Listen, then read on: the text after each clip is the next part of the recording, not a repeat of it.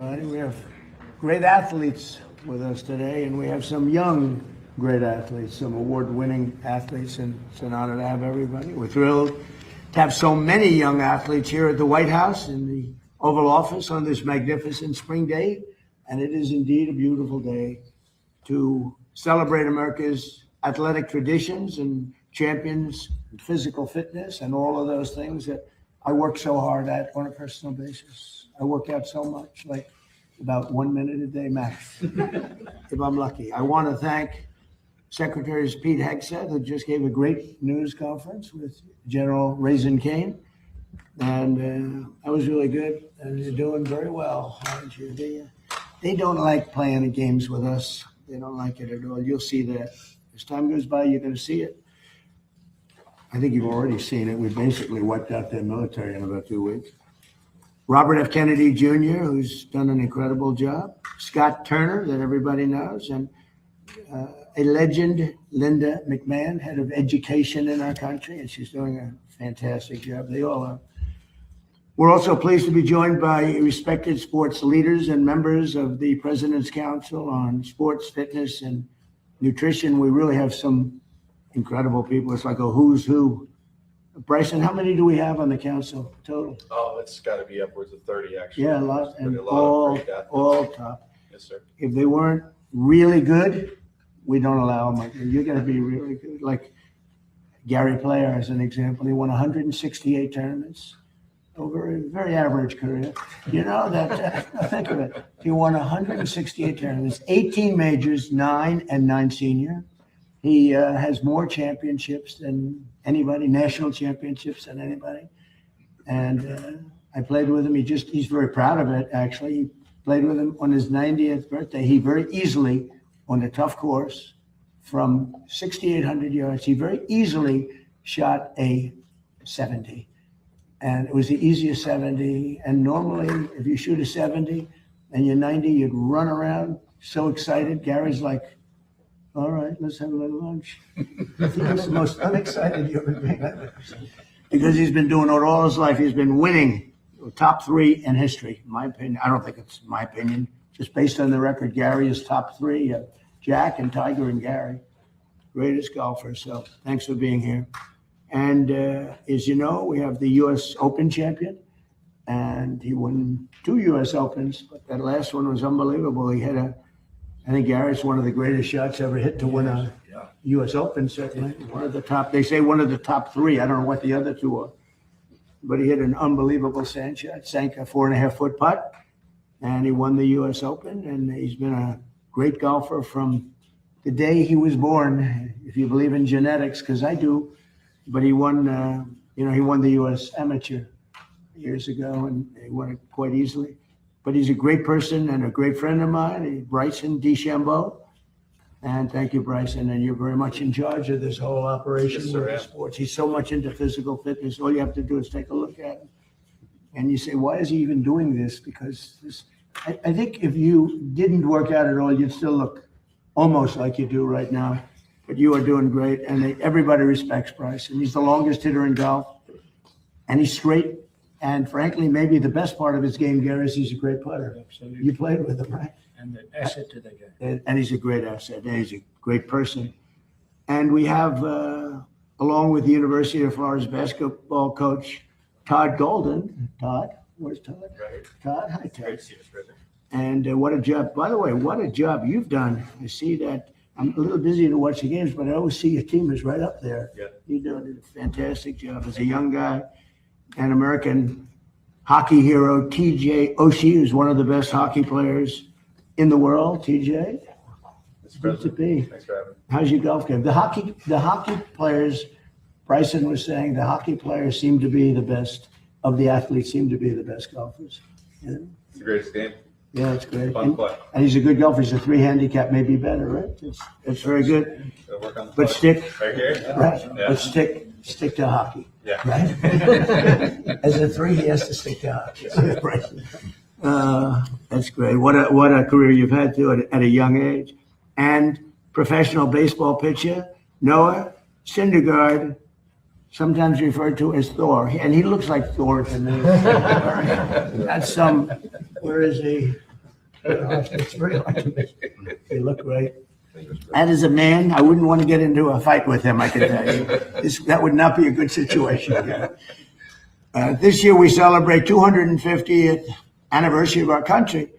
And it's our nation's founding. It's a big deal. In addition, we have the World Cup, and which is just now starting, and we have the Olympics. I got them both, and I was very proud of myself. I tried to say I got the 250th also, but that didn't work out too well. But I did get both the World Cup and I got the Olympics, and I was very proud of that. But I was very sad actually because I got them in my first term, and I said, "Oh wow, I'm not going to be able to go as president because they were in 6 years, so I wouldn't be president." I thought I'd easily win the election, which, by the way, I did. And unfortunately, bad things happened. It was a rigged election, and I said, "Well, I'll do it again." I had the ultimate poll. I did so well, and I had the ultimate poll, and we won in a landslide. We won every single swing state. We won the popular vote. We won everything you can win. We won 87% of the counties in the United States. And I ended up with the Olympics, and I ended up with the World Cup. And very importantly, maybe the most important, is we have the 250th anniversary. And on June 14th, we're going to have the UFC in the biggest fight they've ever done by far. It's the hardest ticket I've ever been involved with.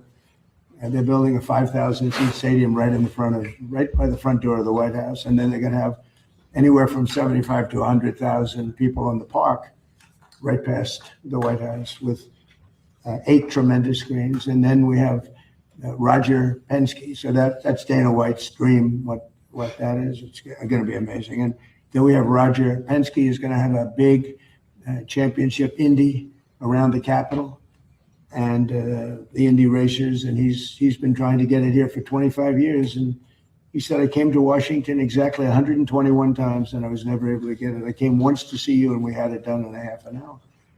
And he's fantastic. He's won 20 Indianapolis 500s. Can you believe that? Other, countries, and I say it all the time, I gave him the Presidential Medal of Freedom, like I gave to Gary too, because of his career. And then Roger, on his 18th, I called him. I said, "Come on, I want to give you the president. You won 18. Japan, Germany, all these countries, they spend billions and billions of dollars, and they don't, it's very hard for them to win. They don't win very, very much. They spend all that money, and Roger just wins it all the time."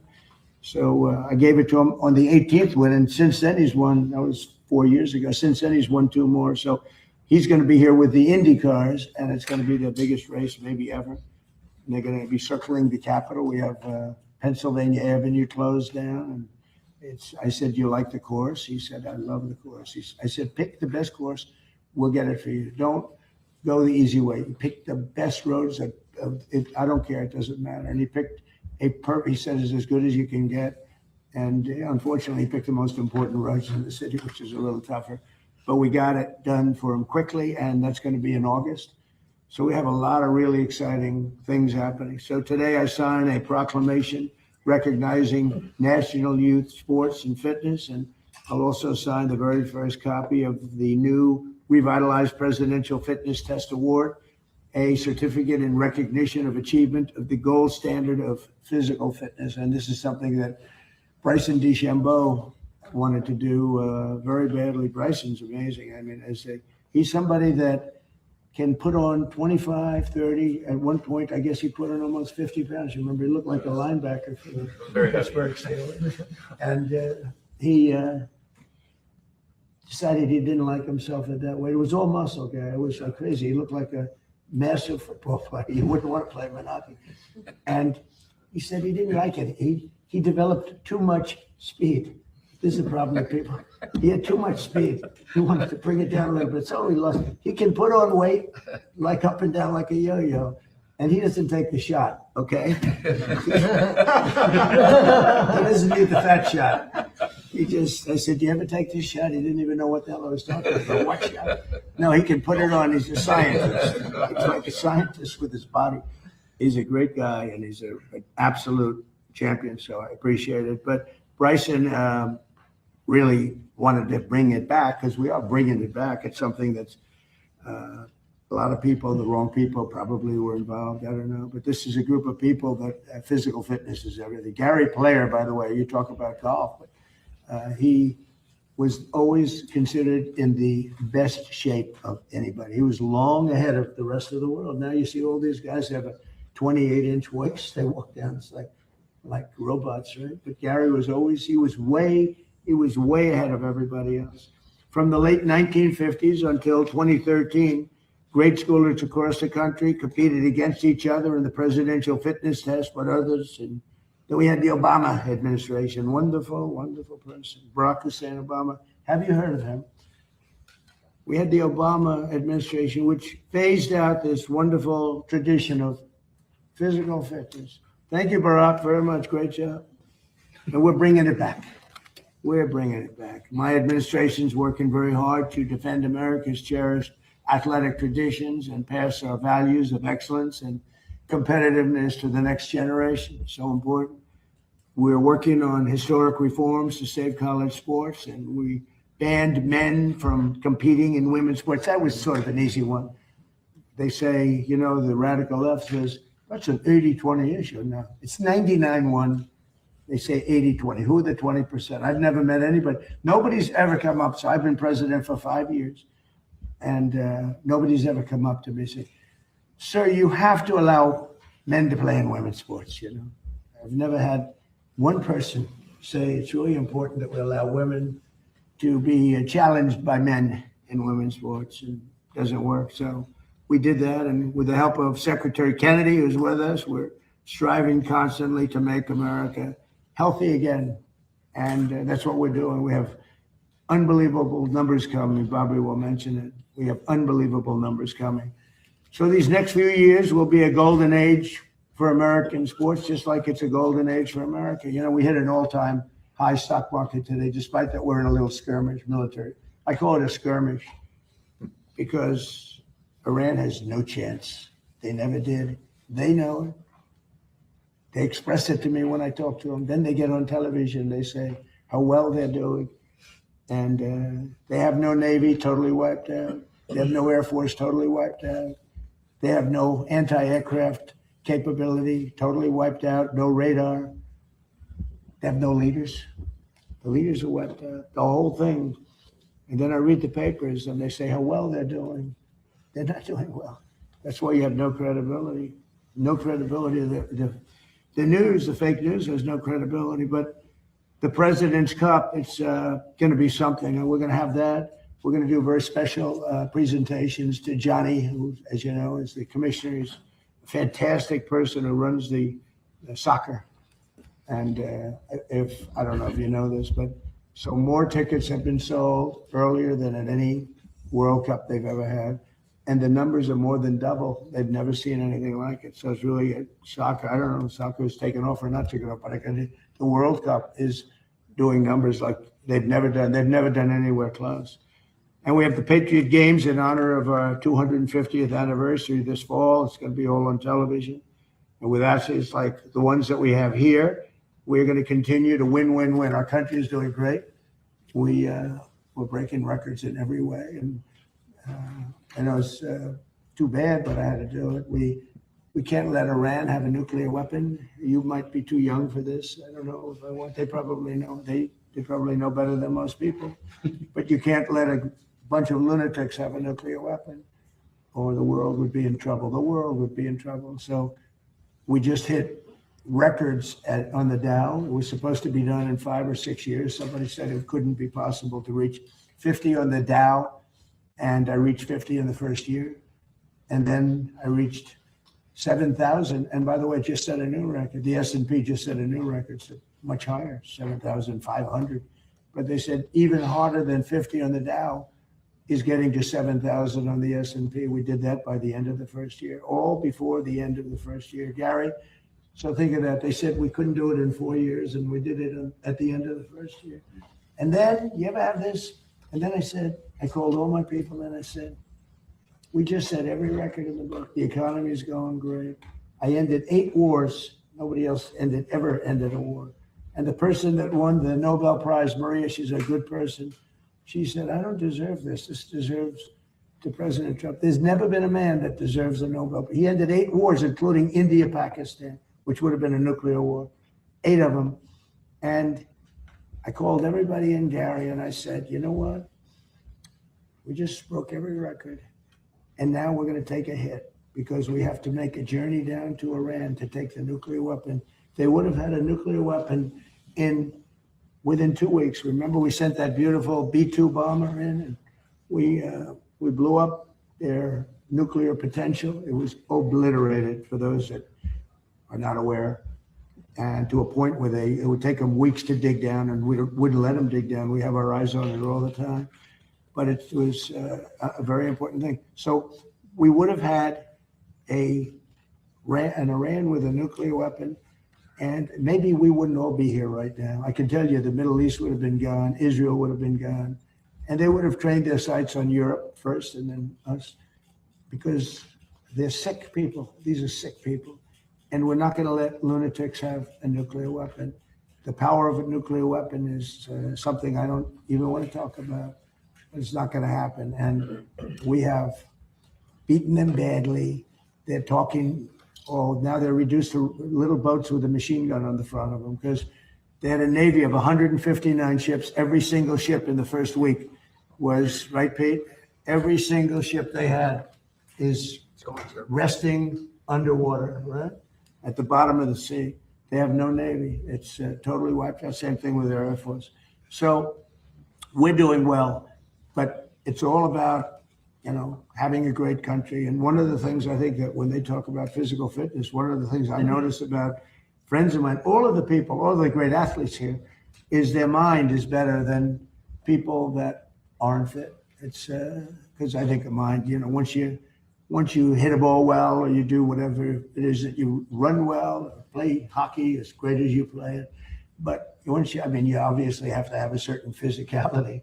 You can't have somebody with a great mind and zero athletic talent, right? But when you get up to that league, it's all about the mind. The mind is so important. And these people express it, I think, better than anybody. So with that, I'd like to ask somebody that's done really an incredible job. He has got some group of people that love him, some big group of people. It was a big day when he endorsed me for president. Very unusual, because I happen to be a Republican. I would say that Republicans were not too big in the Kennedy family, but they're big now because he's the biggest in the group, and everybody respects him a lot. He's doing a fantastic job. So Bobby, would you say a few words, please? Yeah, thank you, Mr. President. Almost immediately after my uncle was elected in 1960, he came across some federal data that showed that 5% of American kids were obese. And that was more than double the European number. And he became very concerned that Americans were becoming soft. And he published an article before his inauguration called The Soft American, in which he said that there's a national security issue. It threatens our economy. We need a vigorous population that is in good shape spiritually, morally, physically, if we're going to continue to exercise leadership around the world. And he launched the physical fitness test, which became a milestone for my generation, for several generations after me. It was an enduring rite of passage for us that everybody in my generation remembers. It was a benchmark also because we did pull-ups, sit-ups, shuttle runs, and a number of other events, and it was a benchmark for measuring national physical fitness. Around that time, my uncle came across correspondence between Teddy Roosevelt and the head of the commandant of his Marine Corps. And Teddy Roosevelt asked him, what are the metrics? What are the physical requirements for a Marine? And Roosevelt, or the commandant, wrote him back saying that a Marine had to walk 50 miles in a single day with a 30-pound pack. My uncle wrote a letter to his commandant and said, can today's Marines do the same thing? The following day, he had a cabinet meeting. It was on a Friday, and he had private cabinet meetings, unlike the ones that we have to go through here. My uncle was, I'll just say this, my uncle was proud. He was the first president that televised press conferences. And he was very proud. He did more press conferences than any president in history. He did 64 in his 1,000 days in office.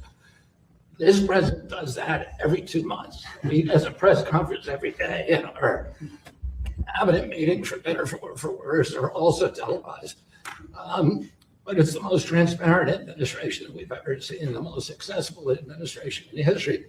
And he went into that cabinet meeting, a private cabinet meeting that morning, and he said to the cabinet, one of you has to do a 50-mile hike this weekend to show the American people that we're in shape.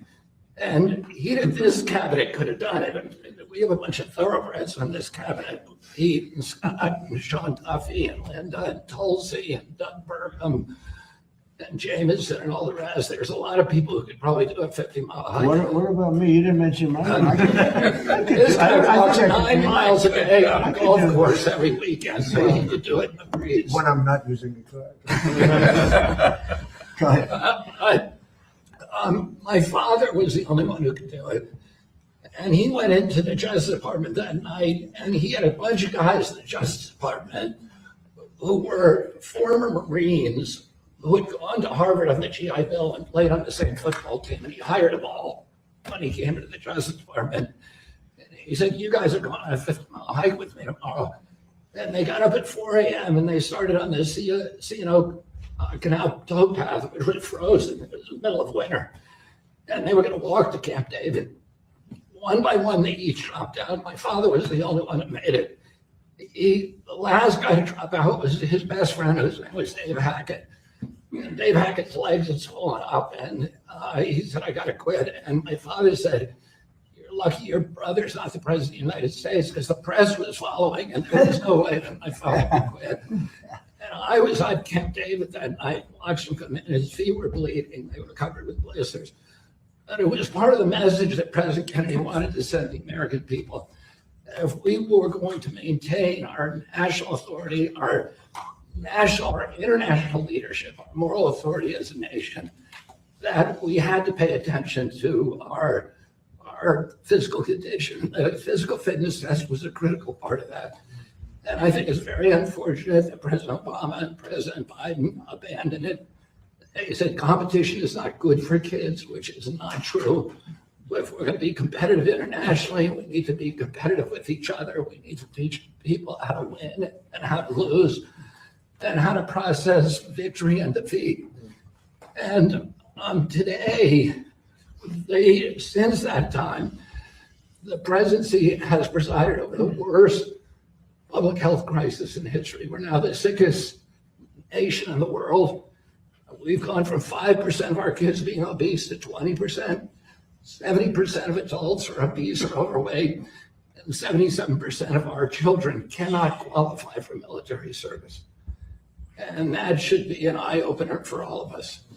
And I'm so grateful to President Trump for his leadership and his vision of reinstituting the physical fitness test and challenging Americans to compete with each other in a friendly, congenial way, and to help each other get in shape so that we can prepare for a great future that this administration is going to provide for this country.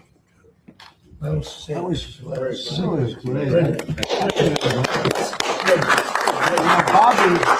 Bobby, do you ever see a picture of Bobby working out? It's like, I said, you got to be kidding me. He's in great shape. I didn't know that about your father. That's very impressive, huh? Did he work out a lot? He was a great guy. He was an athlete. He was always in good shape. He played sports every weekend. Was he, your uncle was a great athlete too. Was he a very good athlete? My father was the only one of the brothers that lettered in football. Oh. Jack was a swimmer, which allowed him to save his crewmates when his ship went down off the Solomon Islands. So he was able to swim, drag one of his shipmates to shore because he'd been on the swim team. It's a great story. Very interesting. Bobby, that was very good. It's quite interesting. Everybody was listening. Usually people are sort of wandering off as people speak, but not when Bryson speaks. Gary speaks. Why don't you start it? Yes, Secretary Kennedy, thank you for those inspiring words from your uncle, and thank you to the President of the United States for helping reestablish this presidential fitness test has been something that we've been looking forward to doing for a long time, since 2013. I remember going through the presidential fitness test as a kid and getting that award, and it was quite an honor. So being up here and a part of that is quite instrumental and going to be amazing for our nation's future. Reestablishing the golden standard of the presidential fitness test has been a huge deal for me, is that these kids now are going to have a healthy future. That's really an important thing for us to note here, is that, we want to make sure our kids have the best opportunity to succeed in life, and not only from their mind, but their health and their well-being. Their physical fitness is a huge priority to helping them become better human beings in general for our nation. And so what's quite honestly cool is Secretary Hegseth here has allowed us to be involved in over 160 schools, military bases with DOIA, and institutionalizing this presidential fitness test in those schools. So I have to say thank you so much for helping establish that, and hopefully here soon we can do that across the nation, of which we believe will have a tremendous effect on these kids and their future. So I just wanted to say thank you to the president, thank you to the cabinet members for everything you've done, and we're going to go out there and have a great day on the field and give these kids some fun things to go and play with, whether it's football, soccer, doing some pull-ups. Can you guys do pull-ups? No? We'll help you. We'll help you. But that's a part of the presidential fitness test, is aspiring to help these kids become a better version of themselves. And that's what I couldn't be more excited to be a part of. I want to say thank you to the athletes that are here today, and to Gary Player.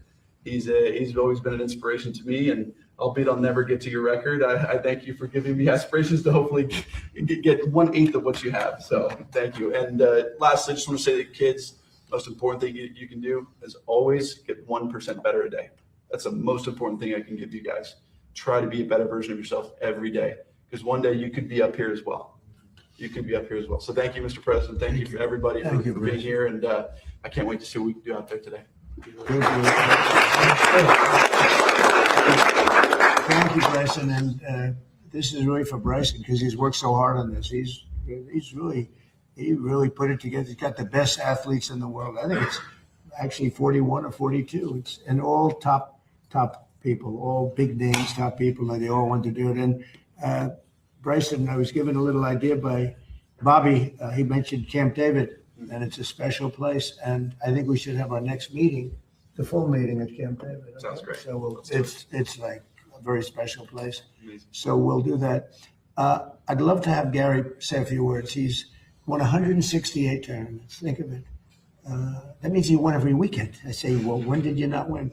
It's a record, I think, that will never be broken. And he won 18 majors, 9 senior and 9 regular, and many other things. And he is a very special guy. And, if you think about the power of positive thinking, I don't know if Gary has the time, but he is the youngest winner of the British Open, what they call now the Open Championship.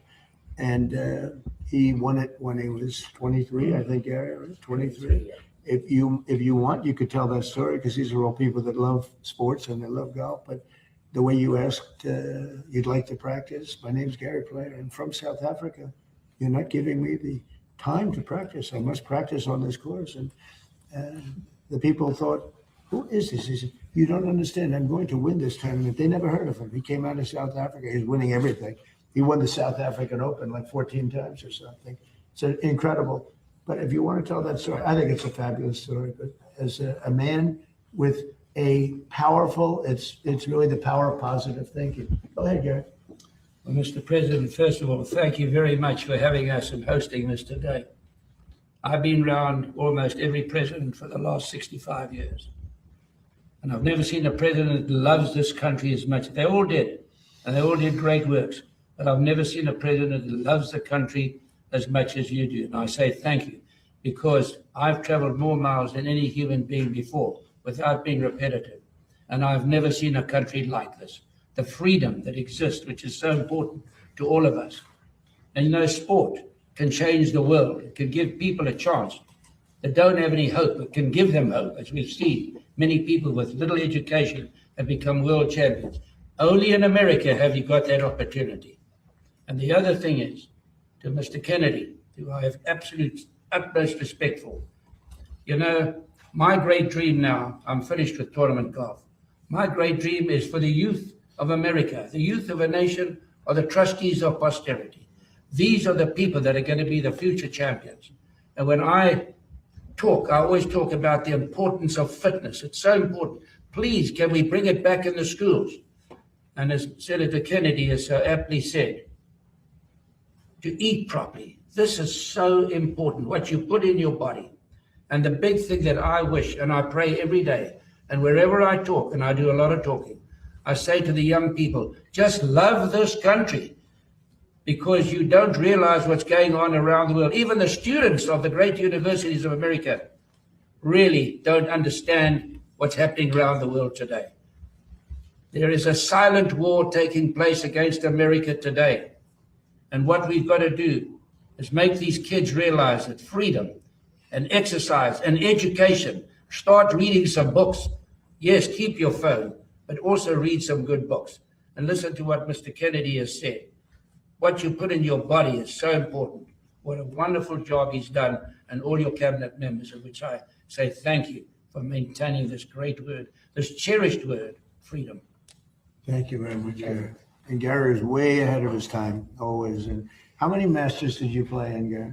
It's a record, I think. 52. 52. Think of it. You had to qualify. After you won it, how many times did you win it? 3. 3. So when you win it 3, you get to play a little bit. But most of the time, you had to qualify. But 52 Masters, it's amazing. And did well in every single one of them. Pete, could I ask you to say a few words? Sure. And, Yes, sir. you could maybe speak a little bit about a subject that they want to hear about also, if you want. But just say a few words if you want. Absolutely, sir. Well, fitness, standards, competition, that's what we're all about at the War Department. So bringing those things to education is something I remember as a kid. I mean, the Presidential Physical Fitness Award was the pinnacle event at Forest Lake Elementary School every year.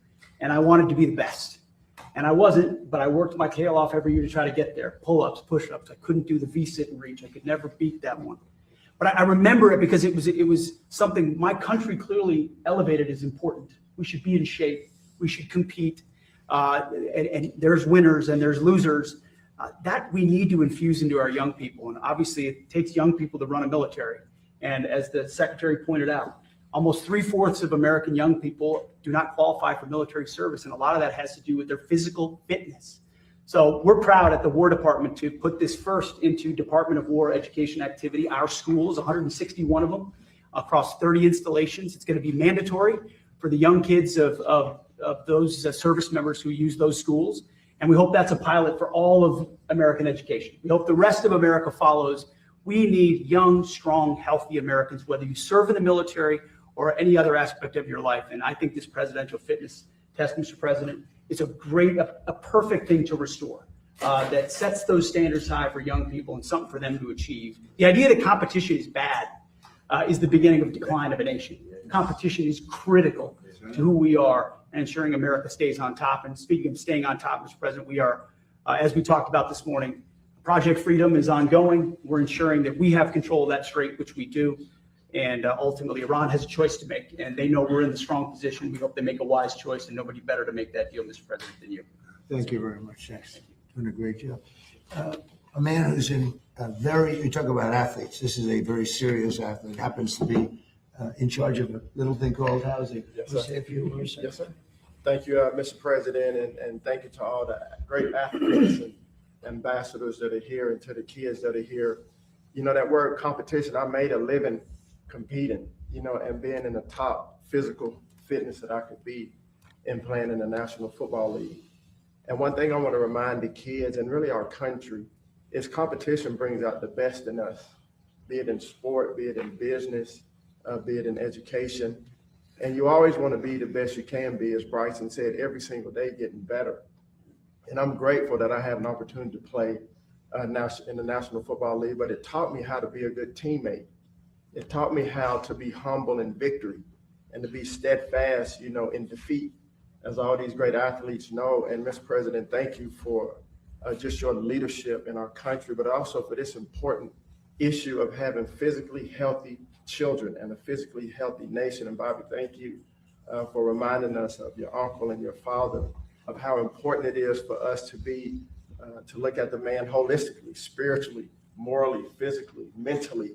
And I think America historically has been the leader in all of those areas, but we are at a critical function in our nation. And so I would encourage everyone, this transcends politics. Physical fitness is good for every man and woman and child in the United States of America. So, Mr. President, I'm committed to this. I've seen the benefits of it in my own personal life. My family and my cabinet colleagues are 100% behind this. And so I would encourage all the young people of America, parents, teachers, educators, to take inventory and hear what these leaders are saying about the national security of our country, and make sure that we're encouraging our young people to get out, get your hands dirty, get your knees going, get on the monkey bars, start running and jumping and playing together. Because if you're a good teammate, the stronger team we are, the stronger country we are. So thank you, sir. Well, thank you. I have to just say we have a star named Linda McMahon, and she's made a tremendous amount of money on sports. At sport, they are great athletes, in my opinion. WWE, her great husband, what they built is incredible. They sold it for a fortune, billions and billions of dollars. You made more than Bryson and Gary. If you add it up, would you say a few words? And she's one of our greats. She is a phenomenal person. Go ahead. Well, that intro is a hard act to follow. That's tough. But I think what we've talked a lot about fitness, and I think that's incredibly important because that's what all this is about. But the Greeks had an axiom: sound mind and a sound body. So as Secretary of Education, clearly, I want all of our schools to be able to adopt, these programs. We don't control curriculum from the Department of Education, but I sincerely hope the emphasis that is being refocused on kids and being fit and being able to compete. That's what you've said, Pete. All of us are saying the same thing, but let's not forget, it's about also a sound mind and a sound body. In order to have a sound mind, you do have to eat well, you do have to exercise, you do have to train, and you do have to be fit to do that. And if we all are, we are the best of who we can be. So I encourage all of you to enjoy playing and competing and being good sports, while you're doing, but don't forget you're studying all of your academics, because it is all part of the total package. Thank you, Linda. Great job. Appreciate it. So we have a couple of other guys. If you guys wanted to say anything, or we'll just take some questions. And if you'd like, you could ask the big guy, how fast did he throw it? He threw it very fast. It's very scary. It's scary. You want to say something? I guess I'll just reiterate the thanks, Mr. President. Thank you, the cabinet members, for this opportunity to be here. Thank you, Bryson, to allow me to be in this elite company of people. It's a pleasure to meet all you guys. And Let me look at you. You're the embodiment of the physical fitness test. So we gotta get you on the Seriously good physical fitness. And Coach, you've done great at Florida. Thank you very much. No, incredible honor to be here. This is something that I'm passionate about, and I think it's imperative that we're doing this for our youth right now. Through experience, my wife and I have two young kids, 9 and 7. They're very active, very athletic, but I can see some of their classmates and some of their teammates, staring at screens all day. And again, as I said, it's really important that we do this now. And not only I think this will improve the overall physical health of our young people, but I think it'll also help the mental health of our young people as well. And just in case you don't know, he is a coach who just came to a team and just took it right from the beginning here. Just unbelievable job you've done. Thank you very much. You're a very rich guy. He'll pay a minute. I want to represent him. He'll pay a minute. He comes in and just boom, this someone. Congratulations. Who's going to win in hockey? It's a tough one. Colorado's a favorite. I like Minnesota, though. We're going to watch, okay? Yeah, it'll be We're good. going to watch. Great job. Thank you. Great job you've done. Thank you. And we're going to go outside. Did you want to ask a few questions of any of the people here? Please. Can I ask you about Iran, Mr. President? Yes. They've fired at U.S. ships several times in the last 24 hours. What do they need to do to violate the ceasefire? Well, you'll find out, because I'll let you know. They know what to do, and they know what to do. They know what not to do, more importantly, actually. And, they fired them in little boats with pea shooters, the pea shooters, little boat with little, why? Because they don't have any boats anymore. The Navy is comprised of, they call them little boats, right? And they're fast, yeah. They're so fast that they had 8 of them and they're all gone. And They're fast, but they're not fast like a missile. A missile is slightly faster. They're all gone, so they're looking around for little boats to try and compete with our great Navy. We have a Navy that's unbelievable. You know, we set up a blockade, as you know very well. Not one ship. A couple tried, and they got their engine shut out. You remember? I think it was it was a great display. A ship wanted to go through, break the blockade. They were warned not to.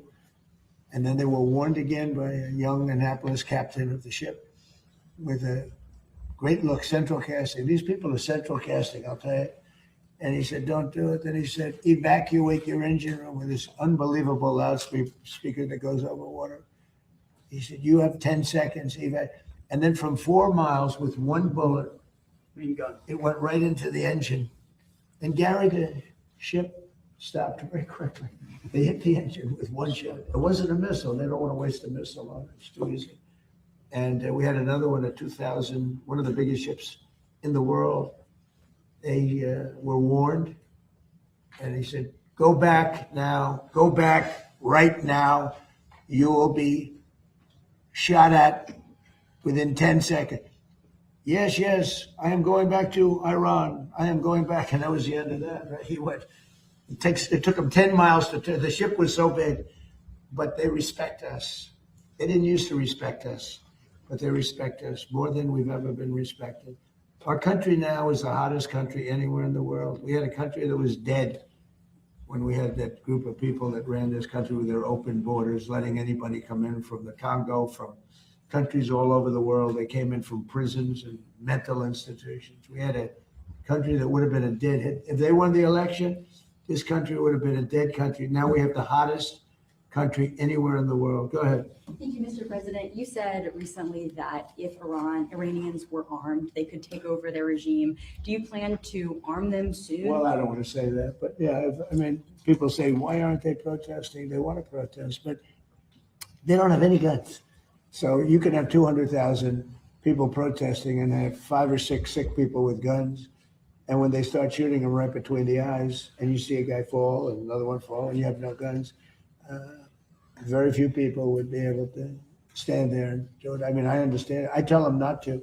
Don't forget, they killed 42,000 people last month. 42,000 unarmed protesters. They have no guns.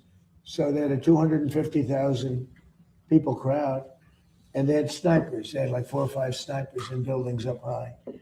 And you're standing there, and all of a sudden the guy on your left goes down, and somebody. That's what happened with the women protest. They had 200,000 women protesting a year ago, and everyone thought that was the end of Iran. And then all of a sudden, a woman dropped dead with a bullet right there, always right there. Then another woman dropped, and then the word started to spread, and then there was panic, and then they ran, and so I don't want that to happen. We don't need that, we don't need it. But the only reason that they want to protest so badly, but they don't have weapons. Yeah. Thank you, Mr. President. Next week, you have a very important meeting with President Xi in Beijing. Secretary Bessent has said that a top priority on the agenda will be Iran. What do you hope to achieve with President Xi as it relates to Iran? Well, I have a very good relationship with President Xi. I find him to be a tremendous guy, and we get along well. And you see how we do. We're doing a lot of business with China and making a lot of money. We're making a lot of money. It's different than it used to be. But I'll be talking about that'll be one subject. But he's been very nice about this. In all fairness, he gets like 60% of his oil from Hormuz, and I think he's been very respectful. We haven't been challenged by China. They don't challenge us, and he wouldn't do that. I don't think he'd do that because of me. But I think he's been very respectful. And we've offered, if he wants to send the ships to the United States. I think one of the big things that's happened is I made a statement. Send your ships to Texas. It's not that much further. Send your ships to Louisiana. Send your ships to Alaska. Alaska is actually very close to a lot of the Asian countries. People don't realize it. Japan is back and forth. It's like, it doesn't seem it, but it's a very short route, 2 days shorter than almost any other route. We're making tremendous big deals with South Korea and with Japan. But I said, send your ships. All of a sudden, I don't know if you saw the graph today. This is Space Force, which I created. Space Force has, they just sent out some photos of the ships that are lined up all the way down the ocean, like it's a highway. It looks like the Long Island Expressway for ships. And they're all heading to Texas, Louisiana. We've made up this, and that's why when I decided that I have to do this for the good of the world, not just the United States, in a way, we would have been in less trouble than a lot of other places. Certainly the Middle East would have been blown up. There wouldn't be a Middle East anymore. They would have taken over the Middle East. Now they're trying to survive, and they won't be successful unless they make a deal. Oh, if they don't make a deal, they won't be successful. They'll go very quickly and methodically. Believe me, it'll be very easy. But we have so many alternatives. It's amazing. And nobody knew this, because as an example, Japan got 90% of their oil, most of their energy, but most of their oil from the Hormuz Strait. South Korea got 43% of it. By the way, their ship was shot at. They were not in the cavalcade of ships. They decided to go it alone, and their ship got the hell knocked out of it yesterday. But they didn't shoot the ships that were guarded by us. I'll tell you that. We knocked down a lot of missiles. So what happens is that we have a situation where we have total control. As you know, the blockade's been amazing. It's like a piece of steel. Nobody's going to challenge the blockade. And I think it's working out very well. We're going to see. I can say this. Iran wants to make a deal. What I don't like about Iran is they'll talk to me with such great respect. And then they'll go on television. They'll say, we did not speak to the president. We did not. I just spoke to. We did not speak to the president. So they play games. But let me just tell you, they want to make a deal. And who wouldn't? When your military is totally gone, we could do anything we want to them. Who wouldn't? On Please. the filibuster, Mr. President, you've posted a lot about wanting to eliminate the filibuster. It hasn't happened. Are you disappointed in Leader Yeah, Thune? no, I'm disappointed. I like John a lot, but he has a couple of Republicans that are foolish people. A couple of them I like, a couple of them I can't stand, actually, if you want to know the truth. Although I am according to CNN, 100% approval within the Republican Party. That's better than your record. I'm at 100% approval. Did you see the CNN poll? Nobody talks about it. CNN, I think the people that did that poll probably got fired. But within the Republican Party and MAGA, which is basically 100% of the party, I think, but 100%. No, I think that you're going to see some very interesting things. The filibuster, if you had it, we should have the Save America Act. We should have voter identification, voter ID. We should have proof of citizenship. We should have mail-in voting for the military and people that need it, but not for everybody. Because anytime you have mail-in voting, they're going to cheat. And they cheat like dogs. And they have to cheat. In all fairness to the Democrats, when you have men and women sports, when you have open borders, when you have transgender mutilization, don't listen to this, kids, of your children, transgender mutilization of your children for everyone. When you have policies like that, you have to cheat. It's the only way they can win. And we shouldn't allow them to cheat. And we should terminate the filibuster, because if they get the chance, they'll do it in the first hour back. So, Mr. President, thank you. When Iran is seeing 50% inflation, they've moved money from their Their sovereign wealth. economy is crashing. Would you allow their financial system then to fail? Well, I guess so, because we're making it fail, right? Is that what it takes? I hope it fails. Is that what it takes? You know why? Because I want to win. It takes getting pounded on by the military, I think, for more. But in addition to that, it is failing. We have sanctions on them, tremendous sanctions. Scott Besson's done a great job. We have sanctions that nobody's ever seen before. No, they're failing. Their currency is worthless. Their inflation is probably 150%. The real number is 150%. They aren't paying their soldiers. They can't pay their soldiers. The money is worthless. No, they should do the smart thing, They should do the smart thing. And because we don't want to go in and kill people, we really don't. I don't want to. It's too tough. Great people. I know the people. I have so many Iranian friends from New York and from other places over the years.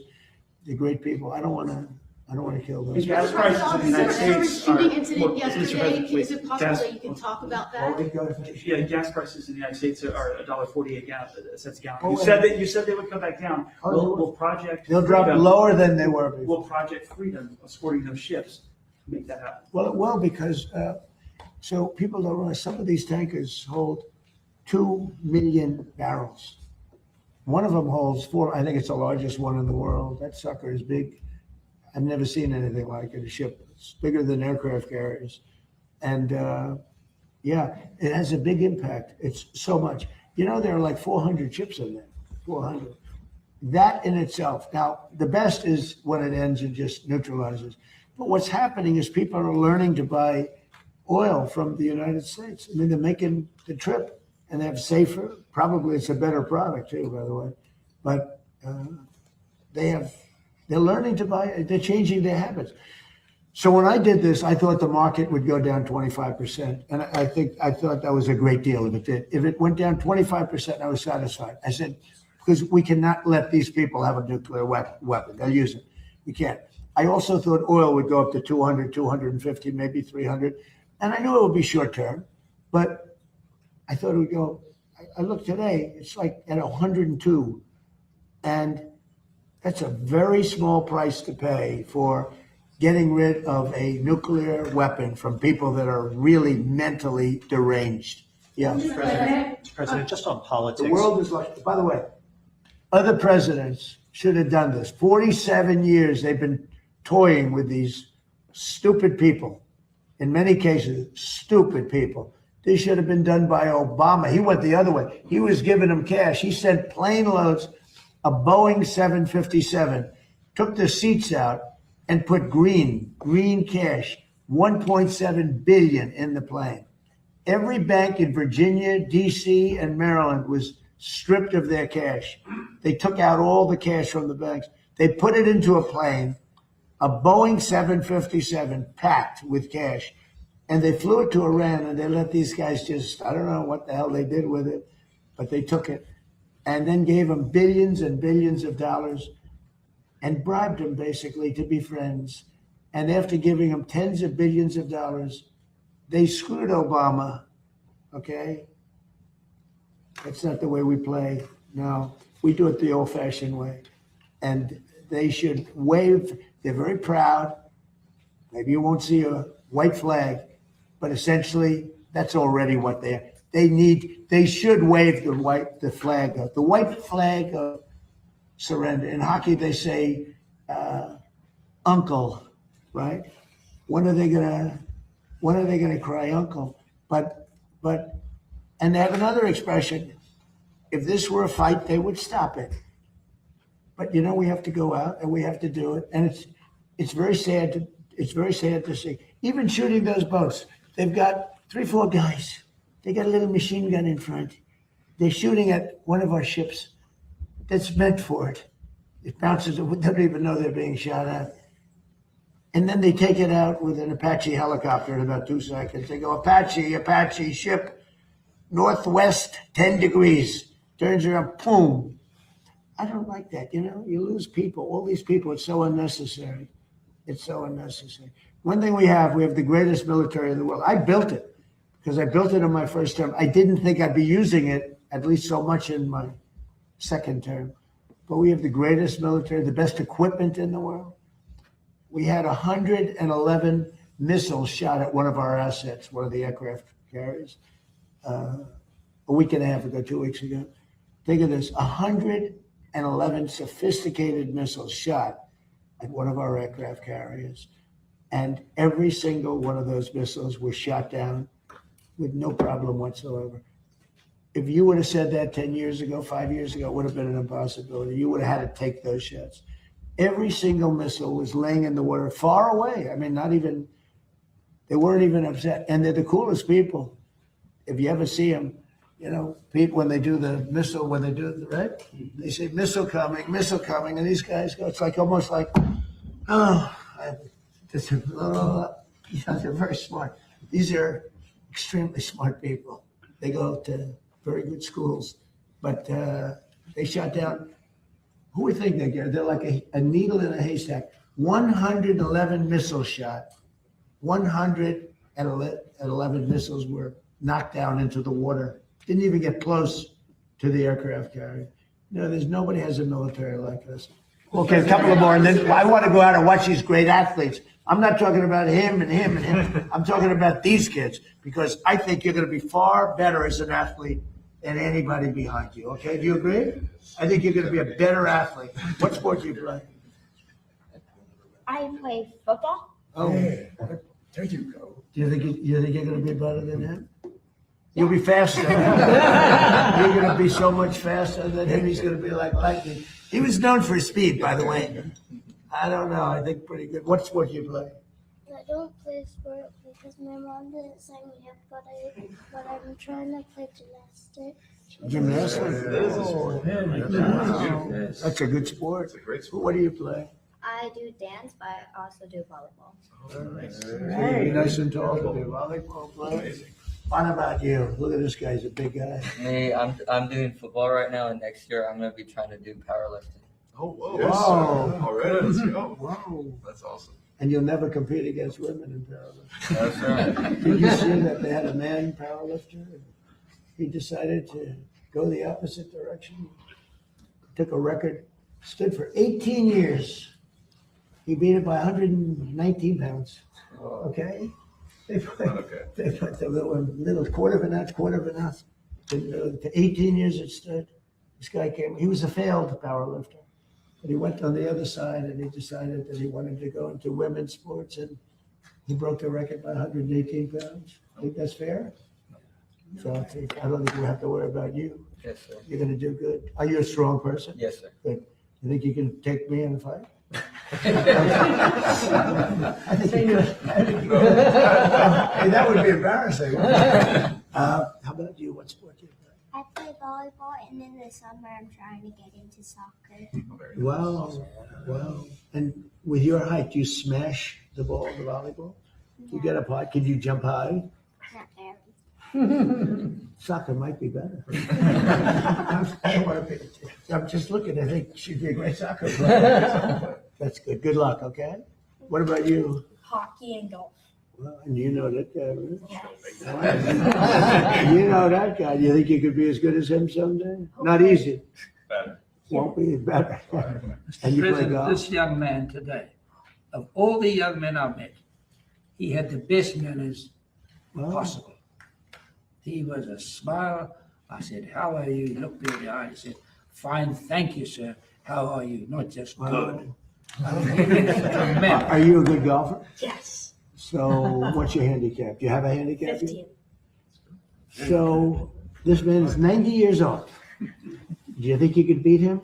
I'm betting on Gary. I'm betting on Gary. You will. Hey, you know what else? And he doesn't choke. It's a big deal. You know, a lot of guys can play, but the flag goes up and bad things happen. And I think being in good shape helps you in that respect too, Gary. You see, if it wasn't a cherished table, this is very historic. I could get on this table and do 50 push-ups like that. Most people can't do that, even when they're going in the army, right? Yes. So you've got to keep in shape. Yes, sir. And you tell everybody how you love this country, Yes. okay? Good. Good way to end. So we're going to go out. We're going to say hello to the athletes. We have young and great athletes. We also have some big superstars out there waiting for us. And thank you very much. And Bryson, thank you very much. You really took this and brought it to a level. And it's true. Biden and President Obama decided that it wasn't important, and they're so wrong. Thank you very much, everybody. Thank you, guys. Thank you, President. Thank you, President. Thank you, President. Thank you, President.